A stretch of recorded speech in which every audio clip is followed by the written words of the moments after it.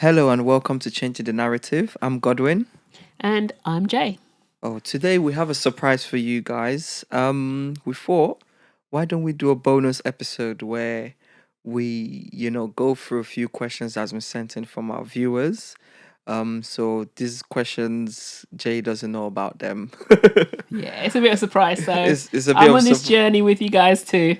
yeah. So it's a bit of a surprise because we just thought it's best to try and having released a few episodes, let you guys know a bit more about us and a bit more about our journey, because oftentimes these are things that don't really come out in the Day-to-day in the episode conversations, in the right? day-to-day conversations Yeah. and in the episodes we have. So yeah, that's why we decided to have a bonus episode. So it's a short and sweet one. And without much further ado, once again, I'm Godwin. And I'm Jay. And yeah, we'll go through it. So a few of the questions are quite interesting. I've sort of ordered it in a chronological order. In terms of, so we're sort of setting sort of a trend and a few warm questions, and then it goes into the more difficult ones. I think the first question here is, so how did you guys, come up with the name? Okay, so shall I bring that one together? So basically, it's a funny story to be fair.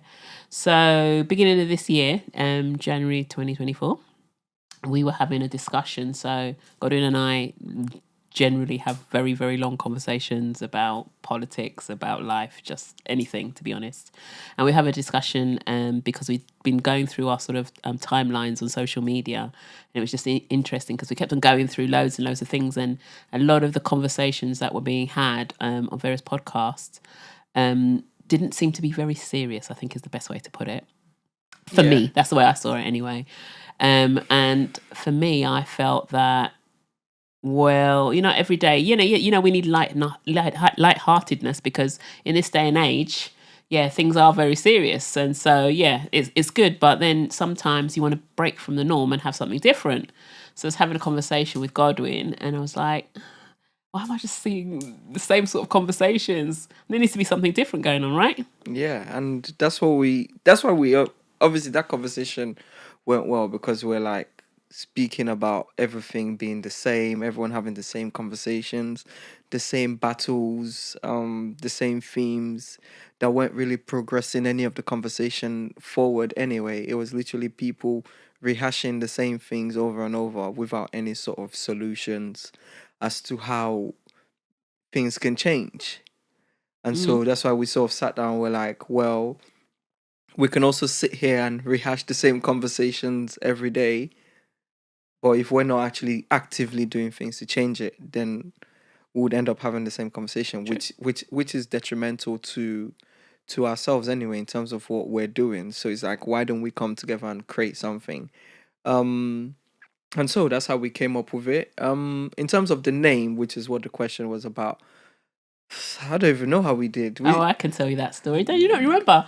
So during the course of that discussion we were having, we said, okay, you then turned around and said, oh, we started talking about podcasts and stuff and blah blah blah, and then you said, oh, why don't we create a podcast? I said, yeah, that's a good idea. And then you're like, oh, what should we call it? And I said, and then no, then you said changing the story, and I was like, story doesn't really resonate that well. I think that needs to be called something. Why do we call it changing the narrative? Because that's actually what we're going to do: change the narrative of conversations that we have every Yeah. day. So that's basically where the name came from. Okay. Well, I'm not going to dispute that. Because you don't remember. 'Cause of So there you go. But that's how the name was. That's how the name came to be. Okay, I think the next question is, of all the people in the world, and I think we touched on this anyway, but why did you decide to start the podcast together? And I'll take this first anyway. I'm someone who, and a lot of people probably won't know this, but I don't like the limelight. And I, like, if you look at my social media profile, it's like 10, 20 pictures, if that. I'm really, really recluse person. But I thought, we can try to create something, but it's going to be difficult to recreate the conversational chemistry oftentimes that people have, which which is very, very important, because otherwise you just have people sitting across the table and not, the conversation isn't flowing. And that's why I thought, you know what, why don't I, go on a podcast with Jay? And despite, my sort of like, no, I don't want to be on camera, I don't want to be doing this, I just found myself organically slash unorganically doing it. So what about yourself, Jay? Okay.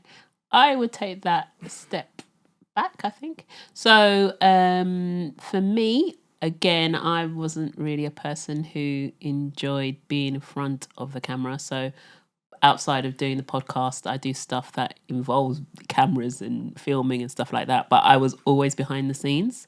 And so many times, even before I started my brand and stuff like that, loads of people used to say, "Oh, I should start a YouTube channel." I'm like, huh, hell no, not me. YouTube in front of a camera? No. But then we had this discussion, and like into sort of year 2 of my brand, a lot of people kept on saying to me, for you to grow and develop your brand, you really need to be in front of the screen because people buy into Yes, the person definitely. as Yeah. well as the product. Personal branding. And I'm like, still, I wasn't convinced. But then opportunities arose last year for me to be on various radio shows, etc., linked with my brand. And as much as I didn't like it, I really enjoyed having those discussions and those Oh, conversations.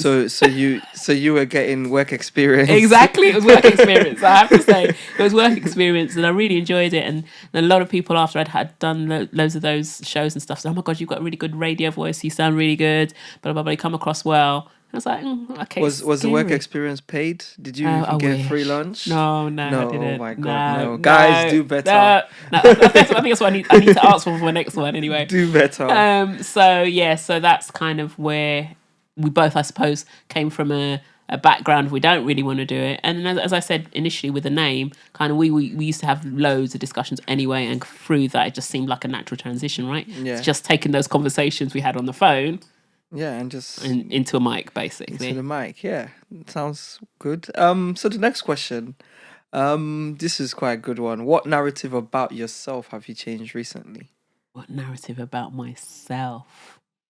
Yeah, I Yeah, would because we say, talk about changing the yeah, narrative, and yeah, it's yeah, like, is it? And I'm always someone who's a firm believer of is, and we have guests who've come on in the past and talk about it's better to show yeah, and than tell, because then when you show people that you're doing things, hmm it's easier for them to sort of have a blueprint that they could try to emulate. yeah, So it's easy for us to definitely. say, "Oh, we're looking to change the narrative," but if we're not even changing any narratives surrounding ourselves anyway, then And yeah, all how we're does it doing is help? just telling people and essentially preaching, which is what we're not doing here. Exactly.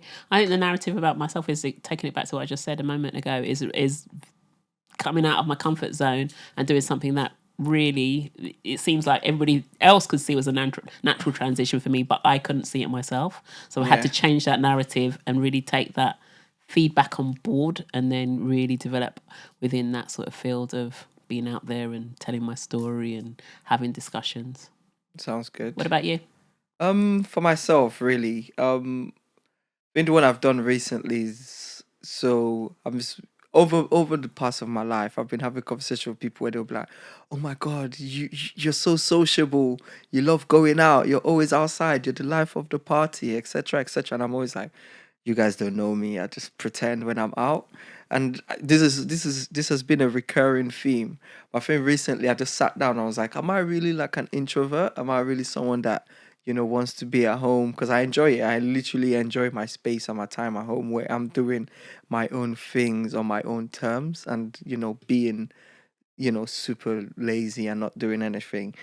But I think recently I realized like, oh my God, I actually enjoy meeting people. I actually enjoy going out, Mm. socializing with people, having conversations, people telling us their stories. And I think this is something that's coming out as well more through doing this podcast where we're sitting down with people and they're taking us on a journey of how they've gotten to places, how they've achieved what Yeah, they've yeah, achieved. definitely. And I get inspired from that because it's easy to sort of look across and be like, oh wait, I'm not the only person that had that experience, Yeah. which obviously in a sense ignites my fire. Okay, fantastic. Come Yeah. on, surprise us with the other questions that you decided to write down with this bonus episode. Well, I think the quick one is like, who is your biggest inspiration? Ooh, biggest inspiration. I would have to say two people. Okay. My first would be Serena Williams. Why'd you sound unsure to say her name? No, You don't know no, the no, surname? no, J, no. J, J, the I do, most, I do. in modern Anyway, history, the most I successful no, female tennis player. I know. Anyway, J. why the reason why she's an inspiration is obviously she came from less humble roots. I think is the best way to put it. Yes. Into a field that was so out of what you would see normal black people. So obviously going into the world of tennis, she came from the projects.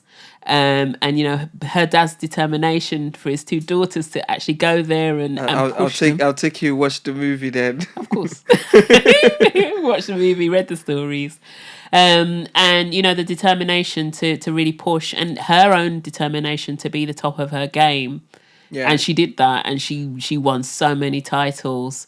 But it couldn't have been easy. But You know, they that's didn't have the quite money. They didn't have the yeah. money, but they did what they needed to do to get where they wanted Yeah, to. and that's quite interesting because we talk about and impactful as well. Because this, before the release of the movie, it was things a lot of people didn't know about, Yeah, like her parents' determination to ensure that she's successful, and the sacrifices that they had to make and exactly. concessions that they had to make, which really really came out in the movie. Mm. I think it's something that we obviously when we're having conversations with people as well, we try to get out. You know what? And a lot of people be like, is it not like victim gratification? And when you watch TV and there's like a game show, everyone seems to have had a hard life, Yeah. and everyone seems to have, A lot of people do, but they don't come out the other side. So it's always yeah, good to have those positive stories, right? yeah, definitely. It's good to have those positive stories to, light a beacon essentially and Mm. showcase to people. But I think her story is really, really inspirational. Before you go on to your second You person, go. so you don't end up speaking for too long and I don't end up speaking for ages and ages, which I can do. I think I have three people, essentially. So one person in sport and one person in tech. Okay, so you do your And one in sport then, and we come back to me. yeah, and one. So I think for me in sport is Cristiano Ronaldo. I'm not even a Manchester United fan. Haven't been, but I He remember. supports Chelsea. But I Sorry remember for his I'm sins. a Chelsea fan. Fun fact. I'm Arsenal. London is blue always. No. But as I was saying, yeah, so Cristiano Ronaldo is someone who obviously came to Manchester United really young when he was about 18. And at the time, I did say to my friends, like, Wayne Rooney was sort of the star of that team, but he managed to sort of take that team by his reign, with his extreme determination. There's lots Mhm. of podcast talks, interviews where people are just talking about his work ethic. And for me, that's something that's really, really profound because he was someone who, as a lot of people in the football space wouldn't call like a pure footballer. He wasn't, Ronaldinho and the Neymars and the Messis of the world. Mhm. But with his determination, he managed to hone certain skills and strengths about himself. And I Yeah. think that's really, really important and a key take for people as Yeah. well. It's like, you might not be as great as something, but with hard Grit and work and grit and determination. determination and essentially being consistent. Because I think in the past 15 years in football, him and Messi have been like the consistent factors in whatever teams they've been Yeah. in terms of their successes and winning trophies and doing the lot. So I think for me, yeah, that's one of my inspirations. Okay. But yeah, back to yourself and your second Yeah. um inspiration. Yeah. So I think I've only got two. But my second one I would say is Maya Angelou. Mm-hmm. And again, obviously being a black female, I look a lot of black females for inspiration. But the reason why she's my inspiration is because she was born in an era where being black was very difficult, but being a black female was Yeah. like triple threat. So even though that was the era she was born into, she was a novelist, she was a producer, she was an actress, she was an activist. I mean, the list of her accolades that she won was like phenomenal. She wrote so many books that became feature films, and she wasn't afraid to stand up and say, I'm black and I'm a female. Yeah. And she went into so many spaces in the time where there was a lot of oppression for black people, and she was like, well, this is me and this is the story I have to tell, and people bought into it. Yeah. So for me, that's really, really inspirational. Again, not necessarily the same sort of kind of background, so like hard knock life, as we could say with Serena, but she was in a time where it was hard knock, if we can put it that Yeah, way. definitely. Definitely. And she was like, well, regardless of whatever time we're in, you know what, I'm gonna tell my story and I'm gonna share it with the world. And I think she did an outstanding job. And even today, there's so many motivational quotes she comes up with that you go, wow, that's Yeah. profound. Yeah.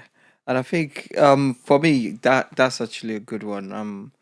She's a phenomenal woman, and there's a poem she wrote called Phenomenal Woman that I would, advise everyone watching this to check out. It's really, really good, and it sort of speaks about the female essence and the strength of being a female, and using that to sort of build yourself up and weaponize it as a strength rather than a weakness.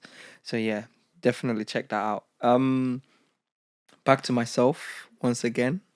I think for me, the other two people that inspire me, one is Steve Jobs, but I think I don't need to explain why Steve Jobs, is inspirational for a lot of people, especially in the marketing space as well. I go to talks and they talk about, sort of him laying the groundwork for a lot of, marketing things Yeah, people use today. makes sense. Think the other person is Satya Nadella, and this is someone a lot of people don't know Yeah, about. I don't know who's And that. that is the CEO of Microsoft. Okay. So I've been someone who's followed Microsoft like literally all my life. I'm a Windows fan, Windows over Mac, all day, every day. Um, and I remember there was a really turgid period for Microsoft in, I think it was the early 2000s, Okay. early to late 2000s. It was really, really tough for them because they made like really bad acquisitions. This was when they like bought Nokia, and their business wasn't doing so well. And the CEO at the time, who was Steve Ballmer, was essentially running the company to the ground, and he came in with a strategy, and in over what, 10 years, 15 years, he's made Microsoft the most valuable company in the world. Okay. And that's a statement of his skill, his grit, his ability, and things like that is inspirational. Because yeah, it's, as you said, it's not the hard knock life of Serena, or the Yeah. racist connotations and things that Maya Angelou had to go through, but it was sort of like, this was someone who found themselves thrust with what we tend to call in the corporate world a poison chalice, Yeah. where you go in, and if you do okay, you do bad. If you do well, you do bad. So you need to do an amazing job to even stand a chance, and he's managed to do that. And that for me is really, really inspirational. um, I think this is the final questions that we got in. Obviously we got a few more, but we just wanted to keep this short and sweet for people, so we don't bore you too much. And I think this is an interesting one. What is really important about doing this podcast? Which is a bit more, serious, and a bit more, rather than sort of the light-hearted content and the podcast that everyone seems to be doing. Yeah. So, what is important about doing this type of content Yeah. podcast really is that, like we call it, we need to change the narrative of discussions. Yes, light-hearted is good, as we said, but there is a gap that I feel as individuals, and I'm a black female, and I feel that there are conversations and discussions and things that I don't know. And the best way to get that information is to go to people who have, you know, dealt with adverse situations, or haven't had that knowledge and have gone and they've gone to develop themselves within that field to gain that information. But how do we move from that space, from having one person having that knowledge, if that person is not on a forum or somewhere to discuss it and share it with other people?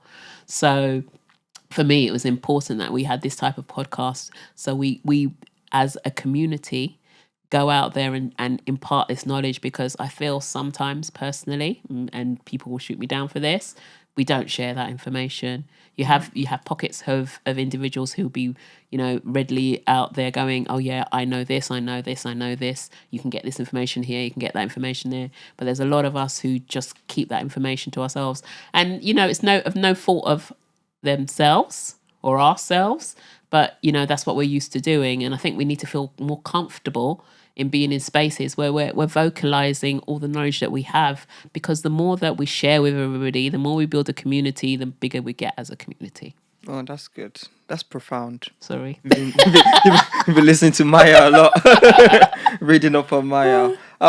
I think from my point of view, doing this and not doing sort of the light-hearted content, I think I'm not knocking anyone's hustle in a sense, but I think sometimes it's easy to follow what everyone else has done. Yeah, of course. Not that what they're doing is easy, but just it's more easy to, oh, this is what we've done and follow this sort Yeah. of It's a tried and tested. tried and tested method. yeah. Yeah, and try this way and you get this and you get that. But I've always been someone who's of a camp of being a pioneer, and oftentimes you need pioneers to sort of change the direction of travel of certain things. We seem to know, especially in our communities, like we seem to know everything about entertainment. If you ask a child that's like anything about who the best artist is or who the best this is, which is just entertainment. But it's like for myself, how I envision us is us being known for more than entertainment, because Or sport. or sports, Yeah. and because we're willing to die on the entertainment hill, but we're not we weren't created for entertainment. Yeah. We're created to do more and to come together and to pool our resources together. People speak about, or people, communities buying up areas, buying up shops, buying up things like that, and those things are not necessarily happening enough in our community. And this is something that we definitely need to showcase, and that's why we decided to start this podcast and do it this way, so we can showcase that there are people essentially in those spaces. There are people who are creating more, generating buying power. There's collective bargaining to be had. There's information bargaining, which is really, really important in the century that we're in, having access to knowledge, having access to information. And I think that's essentially, why we decided to do this. But yeah, once again, would like to thank you all for your support, and for listening to this short snippet. And listening to us as we grow. Yeah, and Because, listening to us as we grow and we're following us. developing. Yeah, as we're growing developing. and we're developing and growing more and more. We're always responsive. So if you have any further questions, send it to us. Maybe in other future episodes, we'll be able to incorporate them into them, or maybe even ask our guests as well some of Yeah. these questions that are being sent through. So once again, I'm Godwin, And I'm Jay. and thank you for watching Changing the Narrative. Peace out.